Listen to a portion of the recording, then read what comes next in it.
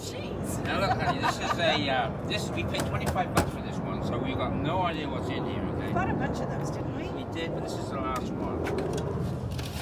I love this bin. Oh, this one, look. Peanuts. Watch out. I hope they don't go everywhere. All right. Pattern glass. It's a Chip. banana bowl. Oh, that's too bad. Oh. This is by Los Angeles Pottery Company. All right, I'll get down here. I'll get down on dirty in this one. Watch out for the peanuts. Oh, look, these are good.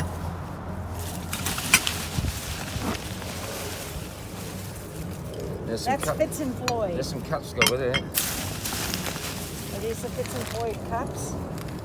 Yeah, These are bread and butter, so there must be saucers. Digging deep here. Oh, wow, what we got? Ah! Oh, shit. Oh, it's a bunch of glass.